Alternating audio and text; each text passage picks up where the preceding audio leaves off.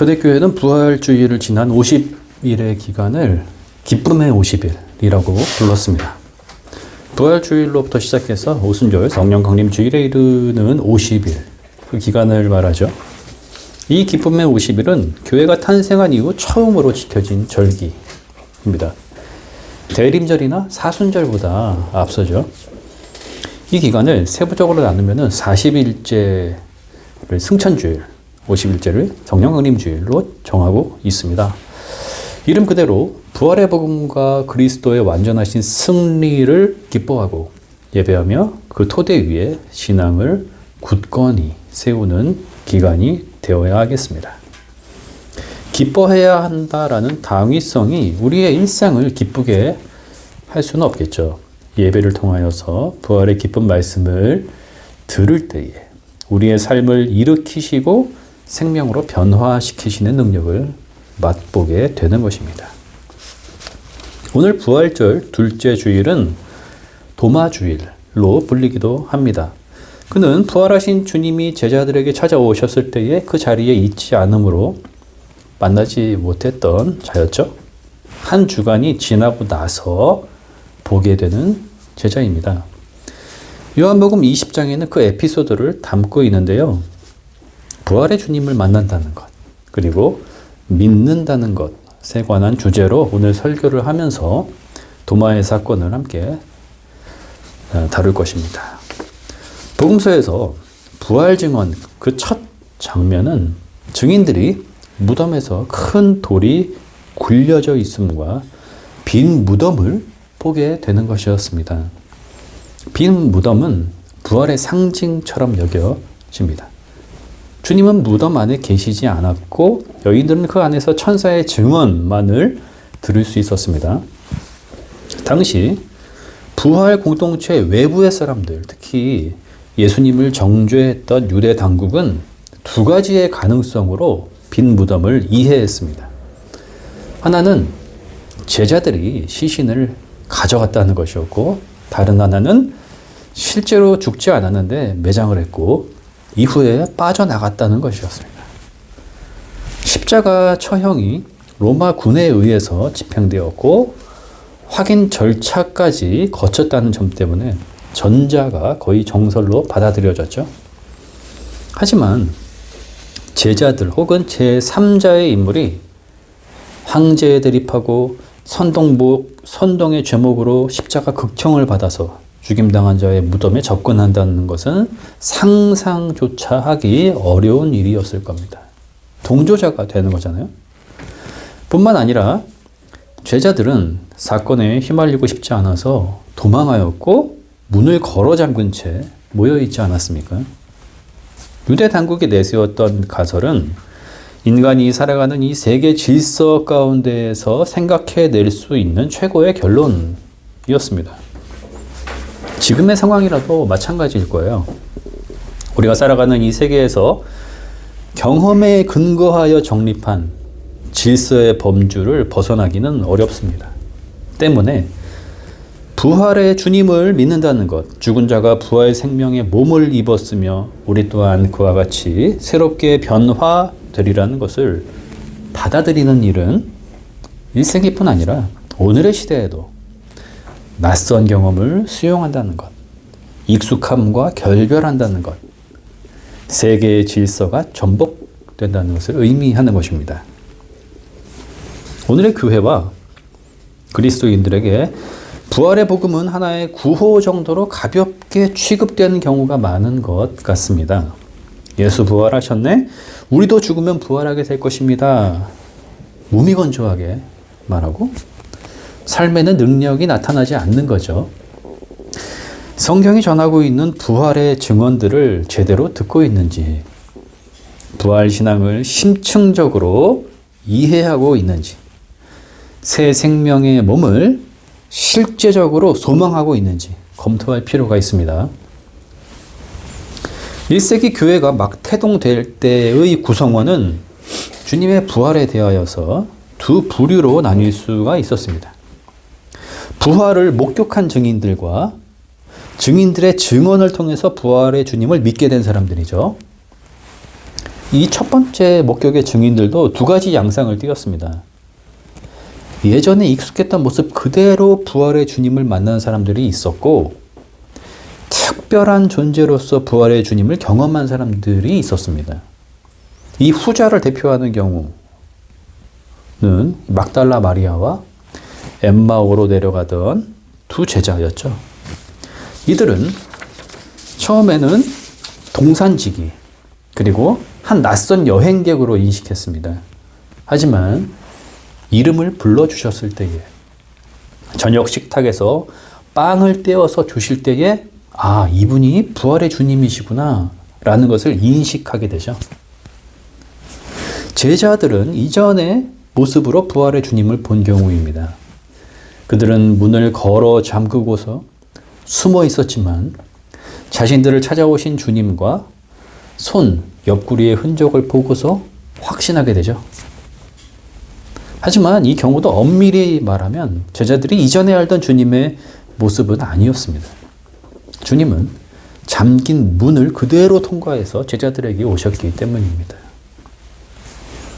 부활하신 주님의 몸이 보여주는 특별함은 다음과 같은 의미를 지니고 있습니다. 완전히 변화되신 존재이기에 인간의 경험과 이해로는 인식될 수 없다는 것입니다. 이러한 차원에서 본다면은 제자들의 경험보다 마리아나 엠마오로 향하던 두 제자가 전혀 낯설게 경험한 차원이 더 원초적인 경험이라고 할 수 있겠습니다. 제자들에게는 주님이 이전의 모습 그대로 찾아오셔야 했을 정도로 그들이 심약한 상태였다라고 생각해 볼 수 있는 여지가 있는 것이죠. 또 하나, 부활의 몸은 증인들에게 한 분, 곧 실체로서 경험되고 있다는 것이 중요합니다. 한 대상으로서 찾아오셨고, 말을 건네이셨고, 흔적을 보여주시기도 했으며, 이름을 부르시거나 떡을 떼어서 주시기도 하셨습니다. 다만 영적이거나 정신적인 존재가 아니었다는 거죠. 바울은 이 관점을 중요하게 다루었고 치열한 논쟁을 통해서 변증하려고 했습니다. 고대 시대에는 영적인 것과 육적인 것을 분리하려는 경향이 강했습니다.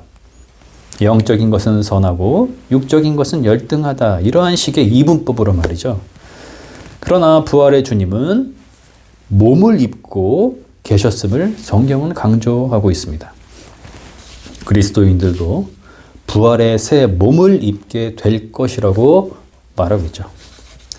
초대교회는 당시 만연했던 영지주의와 같이 영적인 것, 비밀스럽고 정신적인 것을 높은 신앙의 경지로 이해하려고 하는 입장을 단호하게 배격하고 몸이 다시 사는 것과 영원히 사는 것을 믿습니다 라는 사도신조의 마지막 절을 채택하였습니다.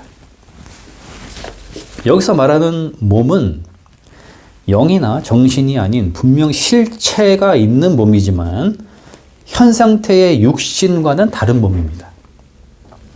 부활의 주님을 통해서 소망할 수 있는 몸, 하나님의 생명으로 완전해진 거룩한 몸이죠. 첫 교회의 구성원 중 많은 이들은 부활의 주님을 직접 보지 못했지만 증언을 통해 부활의 주님을 믿게 된 사람들이었습니다. 이들이 어떻게 십자가에서 죽임당하셨던 그분 예수를 그리스도로 신뢰하게 되었는지, 부활 신앙을 가지게 되었는지, 자신들도 부활의 몸을 입게 될 것이라고 소망하게 되었는지를 이해하는 것은 오늘 그리스도인들이 신앙을 이해함에 있어서 중요한 것입니다. 지금 우리도 여기에 속하고 있기 때문이죠. 우리도 부활의 주님을 직접 보지 못했지만 믿고 있으며 부활의 주님을 만났습니다 라고 고백하기도 하잖아요. 도마의 경험을 살펴봅시다. 나는 내 눈으로 그의 손에 있는 못자국을 보고 내 손가락을 그의 못자국에 넣어보고 또 내 손을 그의 옆구리에 넣어보지 않고서는 믿지 못하겠소. 그의 주장이 투박하거나 거칠다고 느낄지는 모르겠지만 상식적이며 합리적이라는 것을 부인할 수는 없습니다. 그의 주장은 당연한 거잖아요. 여러분 주위에서 죽은 자가 살아나서 찾아왔습니다 라고 여러 명이 말한다면은 그 말을 그대로 믿을 사람이 누가 있겠습니까? 도마와 똑같은 입장을 취하지 않을까요? 그때 부활의 주님이 문을 걸어 잠그고 있었던 제자들에게 찾아오셨고 평화의 인사를 건네이십니다. 그리고 도마에게 말씀하시죠. 내 손가락을 이리 내밀어서 내 손을 만져보고 내 손을 내 옆구리에 넣어보아라. 그래서 의심을 떨쳐버리고 믿음을 가져라. 도마는 먼저 문을 통과하여 오시는 낯선 존재를 경험하게 됩니다. 그분은 지난 날들을 함께 지냈고 죽임당하셨던 예수님이셨는데 지금 자신을 찾아오셨다는 것과 개인적인 만남, 곧 대화를 요청하고 계신다는 그 사실을 깨닫게 되죠.